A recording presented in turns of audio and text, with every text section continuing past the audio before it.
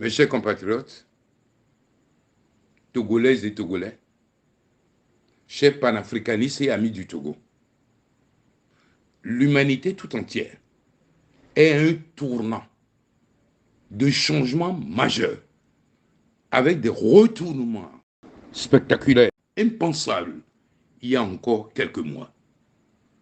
Au moment où les Alliés et les Russes célèbrent la victoire sur le nazisme et la dictature hitlérienne, Emmanuel Macron semble apparemment avoir choisi de mettre en vedette l'une des plus viles dictatures du monde, la plus vieille dictature du monde, la dictature militaro-clanique, multidécennale, france-africaine de Gnassingbé au Togo. Jusqu'où ira Emmanuel Macron dans son mépris envers le souverain peuple togolais, alors que depuis plus de 2 ans, il n'a pas pu produire son courrier de félicitations international à Fort Gnassingbé afin de contredire le député français Sébastien Nadeau qui vient de publier un livre édifiant. Togo, la démocratie étouffée. Jusqu'où ira la subversion du droit international par la France, complice de la confiscation de la souveraineté du peuple togolais, réaffirmée le 22 février 2020, au moment où Fort Gnassingbé foule au pied l'arrêt numéro ECW-CCI-JUD-11-2022 du 24 mars 2022 de la Cour de justice de la CEDEAO, condamnant triplement l'État togolais et ordonnant la réparation du préjudice pour lequel le président légitime du Togo, son Excellence, Dr Gabriel Agbéoumé Messan Kojo, et le patriarche de la nation, son Excellence, Monseigneur Philippe Fanako Bodjoro, doyen du corps épiscopal du Togo, son assistant, Marc Moudji, et tant d'autres patriotes sont en exil ou en bastillés, à l'instar de son Excellence Jean-Paul Amolou. Jusqu'où se fera complice la communauté internationale de la violation criarde des droits de l'homme et de la condition du Togo.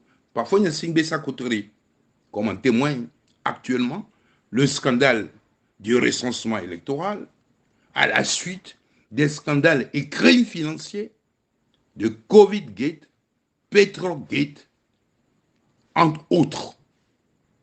Mes chers compatriotes, Togolaises et Togolais, chers panafricanistes et amis du Togo, ce qui a été naguère n'a pas continué, car la vie est un changement ininterrompu. Nous n'avons pas besoin d'être d'accord avec ce que quelqu'un d'autre pense nécessaire pour que de véritables changements se produisent sur la terre de nos aïeux. Nous avons besoin d'être en alignement seulement avec notre ferme volonté de souveraineté intégrale du Togo, sitôt parce que seul le peuple togolais est victime au quotidien de la mauvaise gouvernance du naufragé du 22 février 2020 et a le droit d'exiger ce qu'ils pensent meilleur pour l'équilibre des intérêts, la justice sociale et la prospérité partagée pour tous. Fini le ton du changement à l'ancienne de la France-Afrique, avec les compromissions au service des intérêts étrangers, dans le mépris du droit fondamental au bien-être des peuples opprimés, et plus spécialement du peuple togolais déshumanisé. Mes chers compatriotes, Togolaises et Togolais, chers panafricanistes et amis du Togo, il est temps que soit entendu partout sur terre, et spécialement en France, le cri de détresse du peuple togolais opprimé et déshumanisé, et dont le patriarche de la nation, dans sa 94e année, vit les affres de l'exil pour avoir pris le devant de la révolution électorale et pacifique du 22 février 2020, qui a vu l'éclatante victoire du candidat de la dynamique, Monseigneur Bodjoro, Dr Gabriel Agbeyome Messan Kodjo. Les manœuvres tendant à tourner la page du 22 février 2020 sont vaines. Et rien, absolument rien, n'arrêtera ce qui s'en vient. Nonobstant les gesticulations politiciennes, et ce, d'où qu'elles viennent. Souverain peuple togolais, debout avec vaillance et en avant, toutes résolument vers la libération nationale et la souveraineté intégrale du Togo.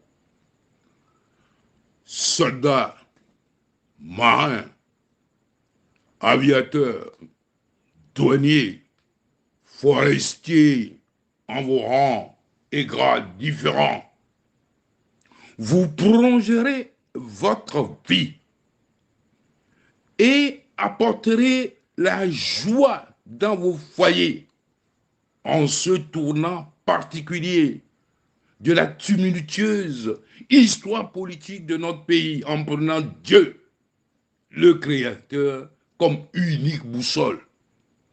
Il est le seul et unique maître à qui vous devez avant tout obéissance. C'est pourquoi je vous invite à craindre son décret de libération du Togo et à honorer son saint nom. Il est temps pour la nation tout entière de répondre à l'appel de Dieu pour libérer les captifs et faire droit aux plus vulnérables de tous les horizons. Gloire éternelle à Dieu et que vive la République, vive le Togo.